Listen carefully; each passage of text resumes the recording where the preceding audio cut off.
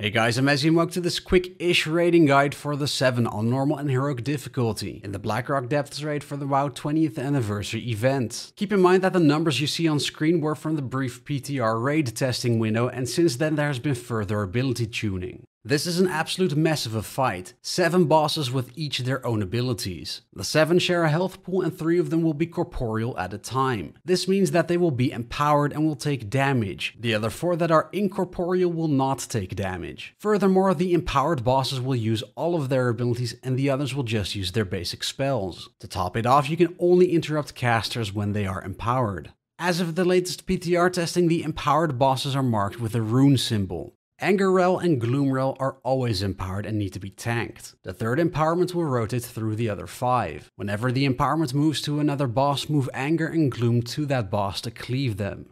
Let's go over all the abilities you can actually act on. Anything I don't mention today you just need to heal through. Doom'rel will be empowered first. Interrupt Shadowbolt's volley and summon Felguard. Kill any Felguards that spawn when you fail to interrupt the cast. And healers, when someone is banished, dispel them. Doom'rel will be empowered second and is the only other boss that needs to be tanked. His only ability you can prepare for is Smoke Bomb. For 6 seconds you will not be able to attack or heal anyone else, so healers have the group topped off before this is cast. Next, the empowerment will transfer to Seeth'rel. Interrupt Magma Bolts so the dots aren't put on players, and when the fire elemental spawns, interrupt and kill it as fast as possible. If either Seeth'rel or the elemental get a cast off while the elemental is alive, the entire group will get a stack of the dots. Once the elemental dies, the empowerment transfers to Seeth'rel. When you get the big blue arrow on your head, move away from the group to drop the blizzard puddle. And when everyone in the group gets the bitter cold circle, spread out so that you're not hit by other people's circles.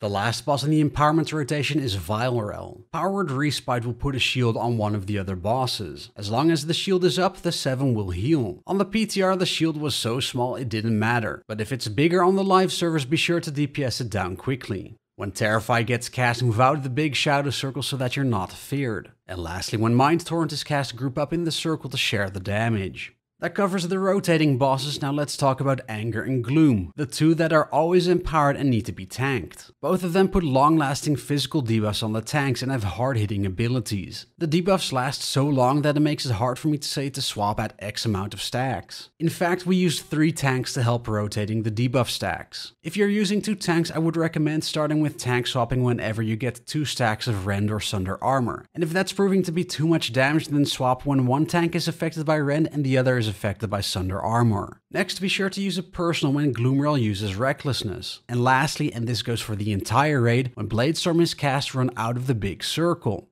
And that's it. It's an absolutely chaotic fight, and how difficult it will be will very much depend on the tuning when it goes to the live servers. If you liked this video, please like, subscribe and share it with others. I would very much appreciate it as it helps with the YouTube algorithm. You can also follow me over on Twitter and Twitch at twitter.com/bbmezzy and twitch.tv/bbmezzy. For now, I'm Mezzy and I'll see you again next time.